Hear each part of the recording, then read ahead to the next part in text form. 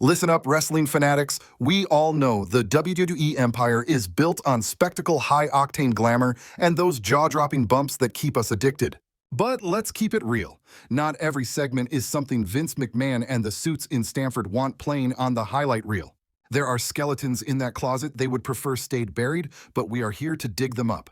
The company tries hard to hide these disasters, so do me a huge favor and smash that like button if you want us to keep exposing these industry secrets. Now let's dive into the top 10 moments WWE wants you to unsee. First on the list is the Montreal Screwjob, a betrayal that still burns hotter than a steel chair to the cranium. November 9th, 1997, Survivor Series in Montreal. The hometown hero Bret the Hitman Hart was defending his WWF Championship. His opponent was Shawn Michaels. The backstage script called for a disqualification and finish so Bret could keep the belt before jumping ship to WCW. But Vince McMahon flipped the script without telling him. When Michaels locked in the sharpshooter, the match was supposed to keep going. Instead, the bell rang instantly. Referee Earl Hebner, following McMahon's secret orders, ended the fight right there. They awarded the title to Michaels, and the entire arena watched Bret realize he had been played in real time. The Hitman lost it. He spat right in McMahon's face and trashed the ringside monitors. That wasn't a work. That was pure, unadulterated rage. It was 100% legitimate. That double-cross birthed the evil Mr. McMahon character and practically launched the Attitude Era. For Hart and his loyalists, it was a knife in the back, a black mark on the business that the company wishes they could scrub from existence. Now we have to address the darkest chapter in pro wrestling history. The Chris Benoit nightmare. June 2007, the industry froze when reports surfaced that Chris Benoit, a legendary technical wrestler, was dead. He had murdered his wife Nancy and their 7-year-old son Daniel before taking his own life. The fan base was paralyzed with shock. It didn't make sense. Benoit was the ultimate professional, known for his intensity and discipline inside the squared circle. He was a locker room leader, but behind the curtain he was battling demons nobody could see. Over a horrific weekend, the tragedy unfolded. Police reports confirmed that Benoit had asphyxiated his family. He then used weight machine cables to hang himself. Initially, WWE aired a touching tribute show thinking it was a standard tragedy. They didn't know the truth yet, but the second the details dropped, the company ghosted him. They erased him from the archives immediately. The scandal was so toxic it nearly sank the entire promotion. In hindsight, there were red flags, paranoia, domestic issues, and a brain turned to mush from decades of concussions.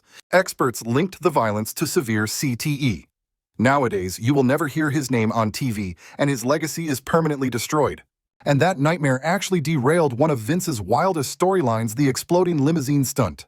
We know McMahon loves drama, but in 2007 he pushed the envelope way too far off the table. He decided to fake his own death on national television with the exploding limo angle. It went down on June 11th during Monday Night Raw. The broadcast ended with Vince walking out to his car. Boom!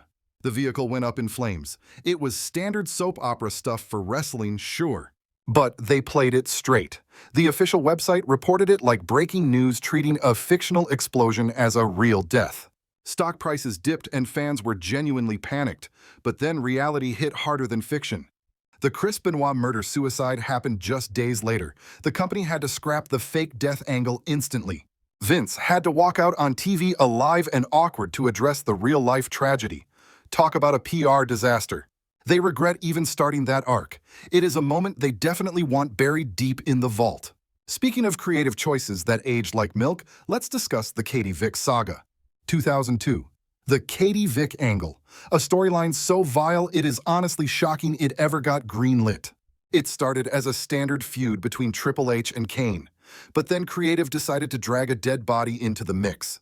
Hunter started claiming Kane had a dark secret involving a car crash and a woman named Katie Vick. The story was that Kane was driving, she died, and things got weird.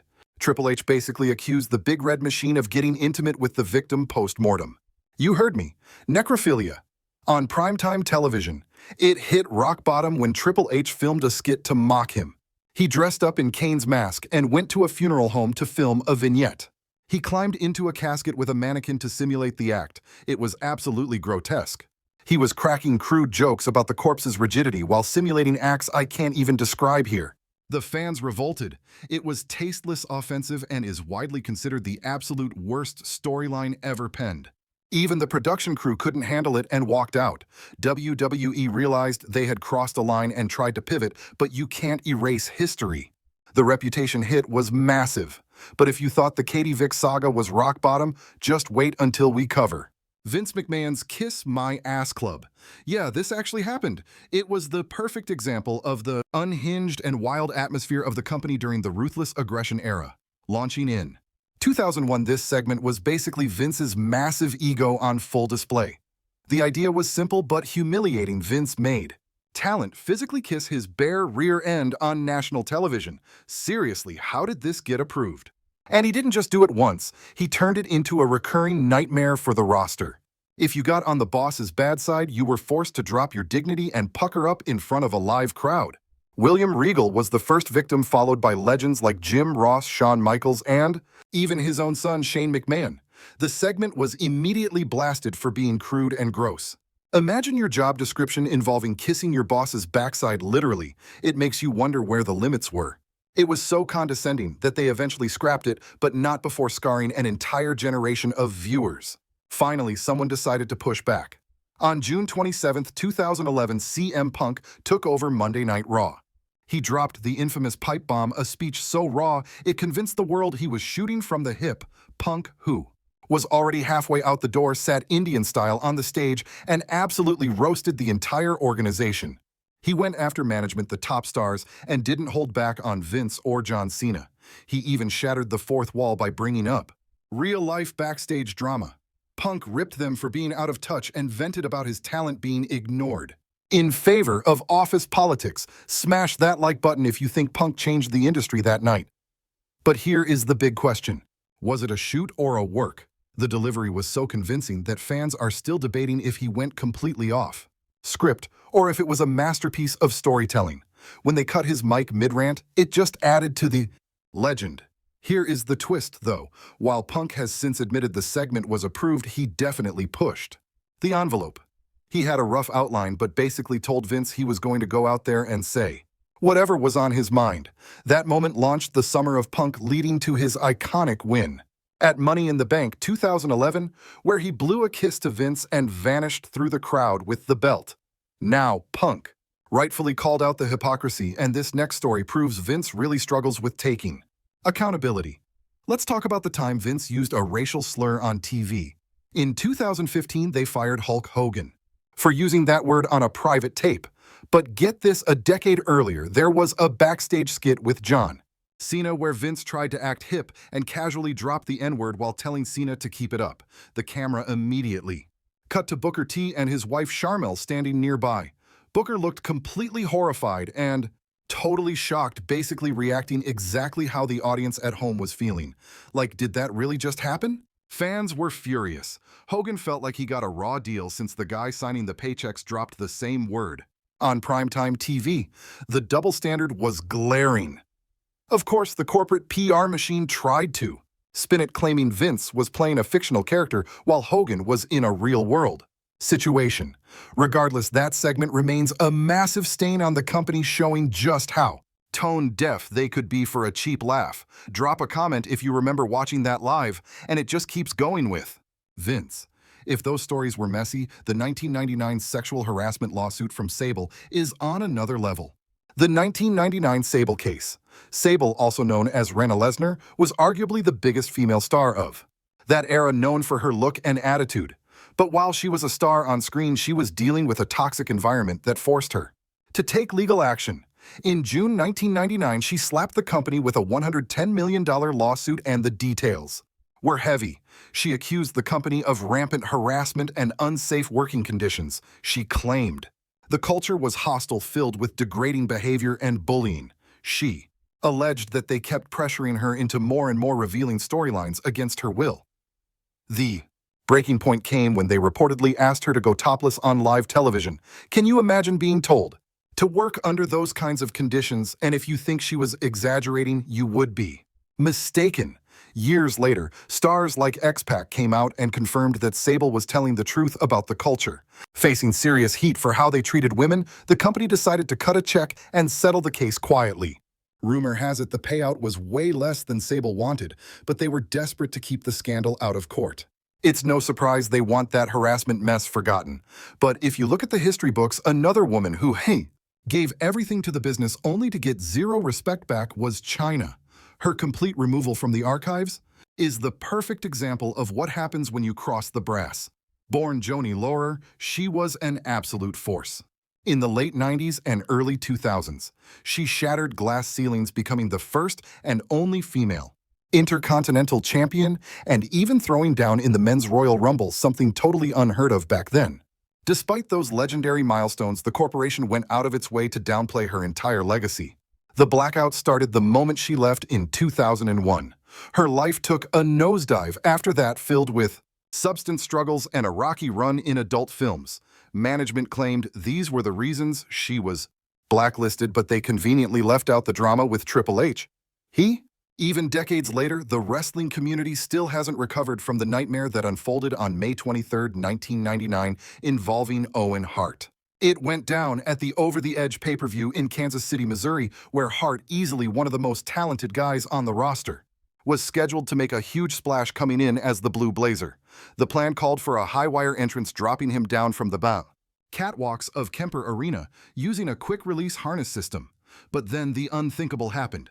That rigging failed, sending Owen plummeting 78 feet straight down. He smashed chest first onto the turnbuckle, before ricocheting into the squared circle. The trauma was catastrophic, and even though paramedics rushed to him, he was declared gone at the medical center soon after arrival. He was only 34. Now, here is where the story turns from tragic to absolutely shameful. Vince McMahon actually made the call to keep the show rolling right after the fatal accident. Can you imagine prioritizing the broadcast over a human life? The live crowd and the folks viewing the pay-per-view were kept in the dark about how grim things really were, which made the eventual reveal of his passing that much more horrifying. To this day, it is the darkest cloud hanging over the company's entire legacy, devastating his loved ones and supporters. This negligence forced his widow Martha to take legal action against the Federation. Her suit laid it all out, arguing that management completely failed to protect their talent. She went after them for gross negligence, pointing out that basic safety checks were skipped and the stunt itself was a disaster waiting to happen. Martha demanded compensation for wrongful death, highlighting the crushing emotional weight and financial loss that crushed her family. Obviously, cash can't bring a husband and father back, but hit the like button if you agree that she deserved every single penny and then some. By the year 2000, they settled out of court, with the Hart estate walking away with $18 million. Since that day, the bridge between Martha and the promotion has been burned to ashes, and she hasn't been shy about calling out their behavior and their bogus attempts to use Owen's image. She even dragged them back to court in 2010, claiming they violated agreements by trying to profit off his name again. Ultimately, this legal battle exposes just how reckless the industry can be with performers' lives. It is wild that we even have to say this, but if they had just done the bare minimum for safety, Owen might still be here in 2026. Now, if you think suing the boss was harsh, wait until you hear how often this company actually gambles with their workers' health. Enter the Brawl for all. If this 1998 disaster isn't on your radar yet, brace yourself. That year, management cooked up a tournament billed as a completely real, unscripted fight club right in the middle of a fake wrestling show. Rumor has it they wanted to figure out which guys were actually tough in a street fight, so they put gloves on wrestlers and had them slug it out. For real, knocking each other senseless for the promise of a big career boost. Naturally, it turned into a total train wreck. These guys were entertainers, not Golden Glove boxers, so bodies started dropping with legit injuries left and right. Their hand-picked winner, Dr. Death Steve Williams, got his hamstring torn off the bone, effectively ending his run. Meanwhile, Bart Gunn, a total dark horse, actually won the whole thing only to get fed to the wolves at WrestleMania 15, where he was knocked into next week by pro boxer Butterbean in seconds. That loss completely killed his momentum. It was a chaotic mess, with zero upside. They broke their own toys, ruined reputations, and didn't even get a ratings pop out of it. Fans hated it, and it went down as one of the most pointless experiments in TV history. You would think that is where the stupidity ends with Vince's creative decisions, but that is wishful thinking. This next entry is a masterclass in ego. Let's talk about the Ultimate Warrior coming back in 1996. This was hyped up to be the return of the king, but instead of glory, we got a bizarre, short-lived disaster that everyone involved wanted to forget immediately. Remember, he got the boot in '92 amidst a steroid scandal that the feds were cracking down on hard at the time. Fast forward a few years, the hype machine was in overdrive and the crowd was desperate to see the neon-tasseled maniac shake the ropes again. He finally walked out at WrestleMania 12 where he absolutely buried Triple H in a squash match that lasted about 90 seconds. The goal was to make Warrior look like a god, but it just ticked off the locker room, especially Hunter. However, the real drama wasn't in the ring. Warrior's bizarre attitude and constant demands for more cash quickly became a nightmare for the office. He was impossible to manage, and his dynamic with McMahon, which was already toxic from their last breakup, imploded almost instantly. It was a ticking time bomb that blew up in everyone's face, proving some bridges should stay burned. The drama started heating up when the Ultimate Warrior began ghosting live events, blaming his father's passing for the sudden disappearances. But the front office wasn't buying the sympathy card, firing back that Warrior and his dad were practically strangers to make his excuse look completely bogus. Even though they eventually buried the hatchet for his Hall of Fame induction in 2014, that chaotic run in 1996 is still a weird, mostly deleted scene in his legendary career. Okay, things got a little heavy there, didn't they? Let's lighten the mood with a scandal that is honestly just straight up ridiculous. Enter the Gobbledy Gooker. This bird brain idea is widely considered one of the biggest fails in the company's history, a cringe moment the execs desperately wished they could scrub from existence. Leading up to the 1990 Survivor Series, they hyped up this massive mystery egg, and fans were losing their minds guessing what was inside. Was it a debuting powerhouse, a returning legend? The suspense was off the charts for weeks. Then came November 22nd, 1990, when that giant shell finally broke open. And out stepped a dude in a feathered turkey suit. Seriously, he called himself the Gobbledy Gooker. The live crowd was totally confused and definitely not impressed. We are talking major groans, boos, and a whole lot of awkward silence. The poor guy under the feathers was Hector Guerrero from that legendary wrestling dynasty. But even his skills couldn't save this train wreck. The gimmick turned into a laughingstock immediately, and management pulled the plug fast. The character vanished into the abyss, barring a few joke cameos. They tried to laugh about it now, but deep down they wish that turkey had stayed in the oven. Hit that like button if you think they should have kept the egg closed. Now this next one is a classic case of Vince pushing the envelope way too far and getting burned. We are talking about the Muhammad Hassan saga from 2004. Played by Mark Copani, an Italian-American, the character started as a guy fed up with prejudice in a post-9/11 world. But instead of keeping it smart, the writers took a nosedive into offensive stereotypes, which ticked off absolutely everyone. Things went from bad to disastrous on July 7, 2005, when an episode of SmackDown featured a segment where Hassan and his manager Daivari ordered masked thugs to beat down The Undertaker in a scene that looked way too much like a terror attack. The timing was a nightmare. The show aired the same day as the tragic London bombings that claimed 52 lives. The public outcry was instant and brutal, with fans and watchdogs asking how the company could be so incredibly tone-deaf. It felt like there were zero boundaries left. They tried to play the bad coincidence card, but the network UPN wasn't having it and ordered the character off the air immediately. Writers killed off the storyline just days later, which effectively nuked Mark Copani's career. It is a shame because the guy actually had serious potential before creative totally ruined it. Drop a comment if you think he deserved a second chance. Vince has proven over and over that his moral compass often points to the bank, and nothing proves that more than the Saudi Arabia deal. Back in 2018, a massive 10-year partnership kicked off with the Saudi General Sports Authority to host huge spectacles as part of their Vision 2030 plan. But while the cash flow was massive, so was the tidal wave of backlash. People were furious about the partner's track record on human rights, especially regarding the treatment of women, the LGBTQ+ community, and political critics. Everyone slammed the Federation for selling out their values for a paycheck. The heat turned up in October 2018, following the shocking death of journalist Jamal Khashoggi. Despite global pressure to cancel the Crown Jewel event in Riyadh and top stars like John Cena and Bryan refusing to get on the plane, The show went on with execs hiding behind contractual obligations. It looked incredibly shady to the public. And every time they go back, the debate flares up again. It remains a permanent stain on the brand's reputation. If you think the boss needed a reality check, you are going to love this next story. Nails goes after Vince McMahon. This backstage brawl is the stuff of legend. We are taking it back to 1992. Kevin Wachholtz, known as Nails, was a massive guy on TVT, playing an ex-con with a serious grudge against the big boss man.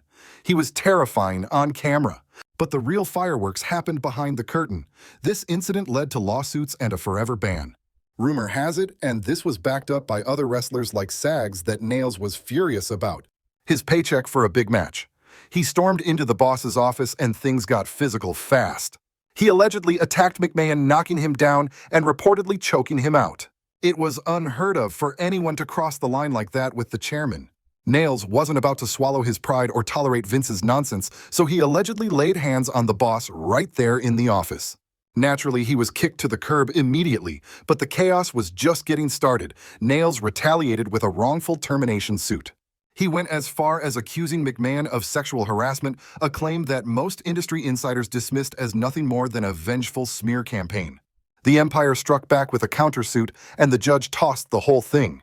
The company does its best to keep this violent outburst under wraps. All right, let's lighten the mood with something truly hysterical, the Shockmaster incident. This one is pure comedy gold. It's legendary, but definitely not in the way they intended. Back in 1993, WCW was ready to unleash a new nightmare. They hyped up this supposedly unstoppable titan, the Shockmaster, expecting him to shake up the industry. The big reveal involved him smashing through a wall during Clash of the Champions to ally with superstars like Sting and Davey Boy Smith. Played by Fred Ottman, the character was designed to be a terrifying presence, a true force of nature. He was decked out in a glittery helmet and a fur vest, looking bizarre. But the moment he made his move, disaster struck hard. While busting through the drywall, he tripped over a 2x4 face planted on live TV and lost his headgear in the tumble. The fall stripped away all the mystery, leaving the wrestler scrambling on the floor while the arena fell into an awkward silence. It became an instant joke. You could hear Ric Flair and the commentary team fighting back tears of laughter in the background. This debacle was viral content before the internet was even a thing, just a total train wreck. It is the perfect example of how one clumsy second can destroy a character's credibility forever. The promoters wish we would get amnesia about this, but it is too funny to ignore. Please hit that like button so we can keep digging up these hilarious fails for you.